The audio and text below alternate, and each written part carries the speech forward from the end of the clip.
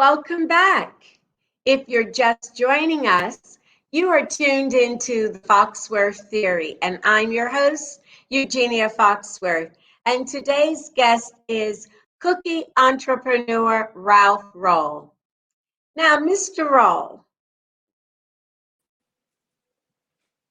your motivation and drive is clearly one of the secrets to your success. As a youngster, you would borrow drums from your brother, your neighbor, and practice, and even pack grocery bags at a local grocery store for change. Where did you develop the drive? I would have to again say that came from my mother.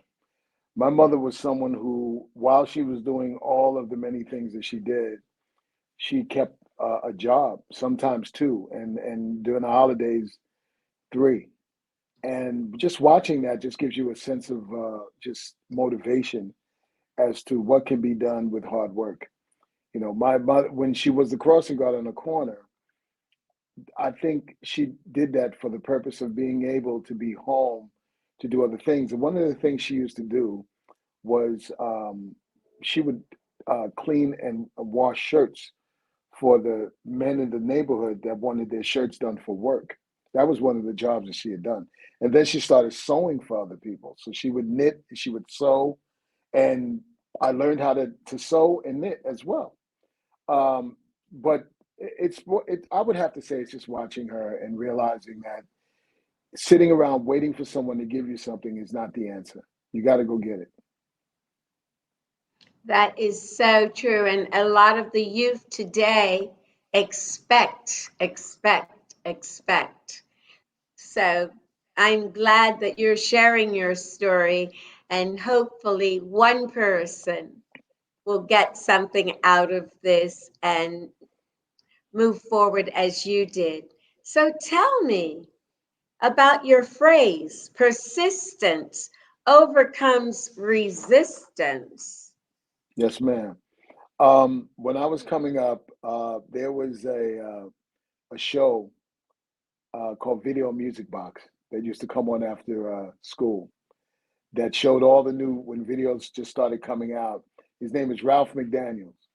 And at the very end of Ralph's show, he would say, persistence overcomes resistance. That was his tagline.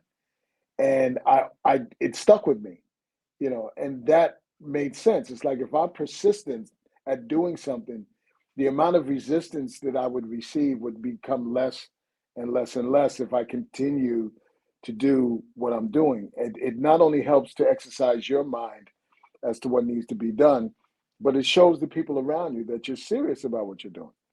So that was the perfect phrase, persistence. And if I ever met Ralph McDaniels, I would thank him many, many times that phrase made such a change in my life and my forward motion. And you are leading that life from that phrase that you have. I was just curious. Well, Yeah. one thing I want to congratulate you on overcoming the obstacles and finding success. I mean, were there any obstacles that you did not speak about? If Um, I don't, and I didn't look at life with obstacles. Um, and the reason why I say that is because when you think of life as obstacles that haven't happened, then you're creating your own boundaries. You're actually building up brick walls around you by using phrases like what if or I can't and things of that sort. And I learned early on to eliminate those words from my vocabulary. You know, not having money is not necessarily an obstacle. Having money is a vehicle, but it's not a necessity, especially when you have passion. When you believe in what you're doing and you have passion to move forward, that is the main element, is getting out of your own way, allowing yourself to the ability to actually hit the ground and be able to get back up again and brush yourself off again, learn from your mistakes and apply that to your forward motion. So what I started doing about 6 years ago I started doing master classes in drumming all around the world. I've taught in Africa and in Asia and Europe and in the States. But most of my master class is comprised of not me playing fancy tricks on the drums.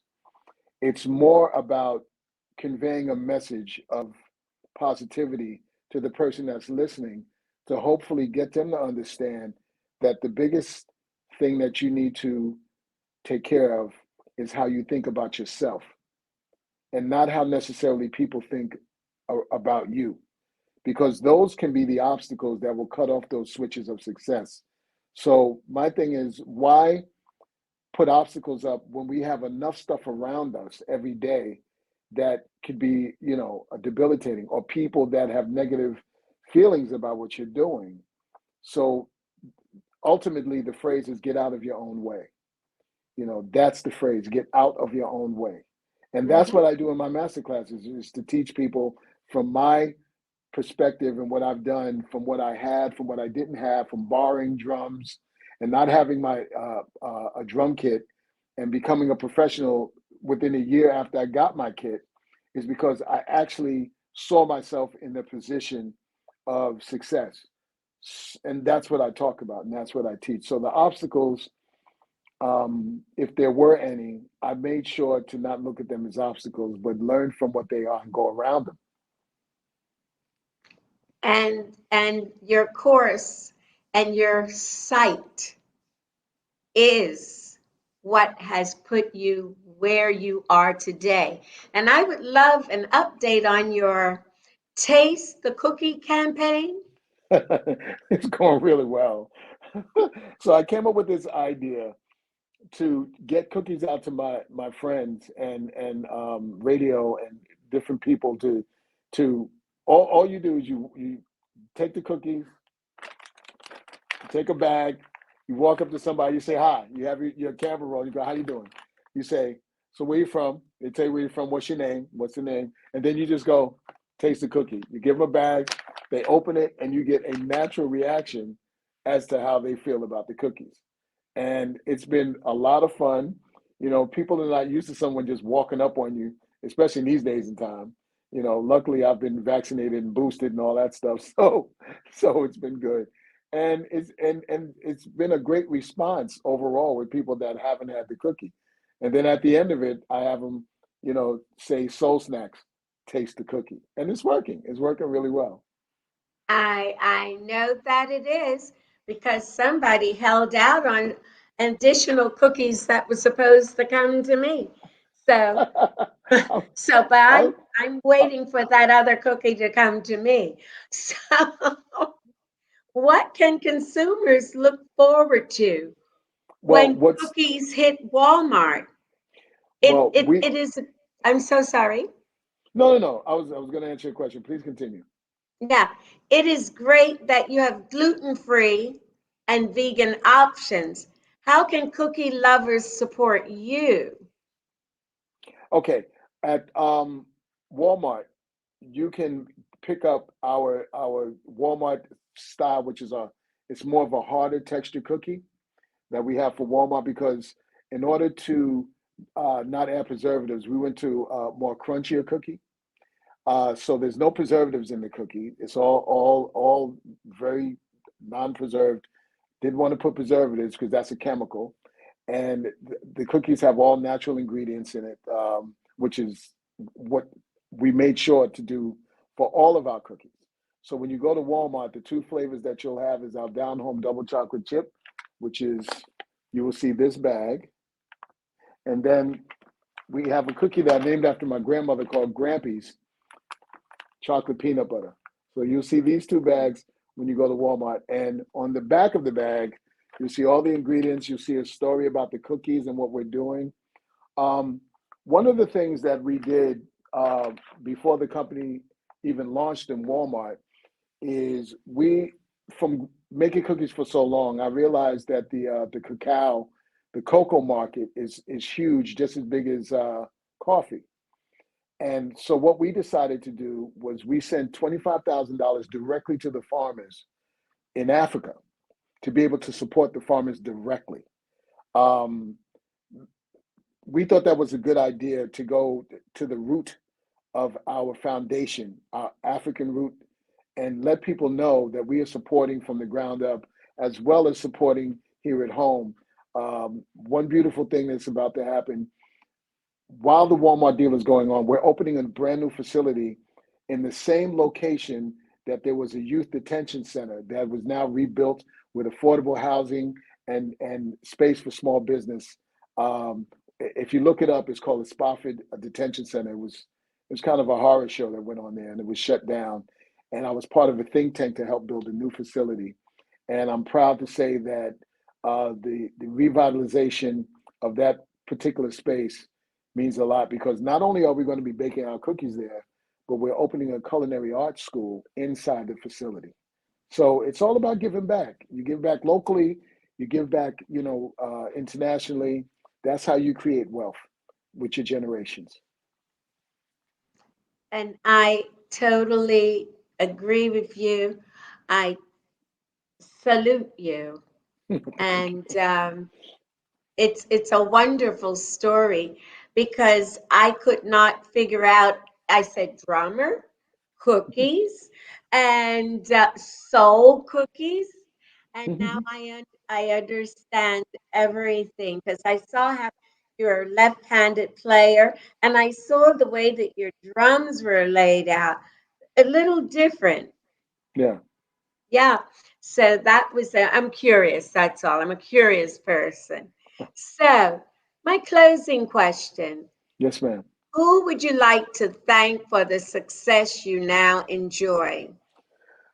Do we have that much time? Uh Well, I mean, the thank yous go out to um, probably starting with my family, my grandmother, my mother, my sisters and brother, who's always supported me, all my friends that have stood by me, with the music business and with the cookie business. Whenever I needed them, they were there.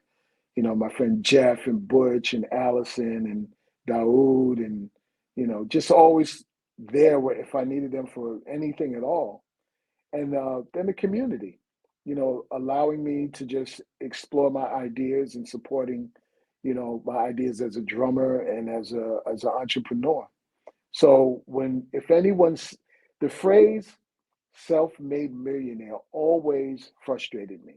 And the reason why is because the journey in anyone's life is never singular.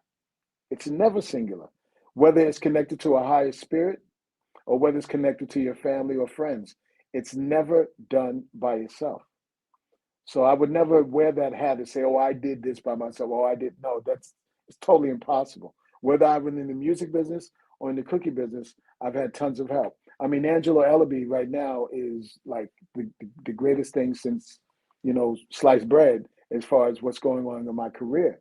And he's doing an exemplary job in getting me in front of so many people like yourself. And I really appreciate that. So I have a lot of people to thank. I'm in the process of writing a book, and the book is called No Plan B, and it should be out soon, hopefully soon. But it's all about the journey and the persistence and the passion, and just giving people a chance to read about my life and hopefully get motivated in the process. And I'm sure that it will, because as I Googled and read various things about you, I saw you with major entertainers. I mean, Vanessa Williams, Lady Gaga, Niles, and Babyface. And I'm thinking, wow, are you going to send cookies to Las Vegas? I just sent cookies to L.A. Reid, who actually his drum teacher. So, Okay. so when I was in California last week doing a gig for a comedian named Russell Peters got married, and obviously I left cookies for him as a wedding gift. And I'd like to take the cookies with me as a calling card to give out to different people, but I'm very fortunate. I will be sending cookies to Las Vegas to answer your question. Yes. Yes, I just wanted to know. I make a carrot cake, but I'm not going to get it out there in the public. I used to give it to my friends as a gift, and I did it because at the time I didn't have money to buy them presents. Mm. So it worked out perfectly for me. Um, at this time, though, I just want to thank you and to thank everyone for joining us today on the Foxworth Theory, which airs every Tuesday and Thursday at 9 p.m. Eastern Standard Time. And I want to thank you for joining the Foxworth Theory. Thank you so much. Thank you, Ms. Foxworth. I appreciate it.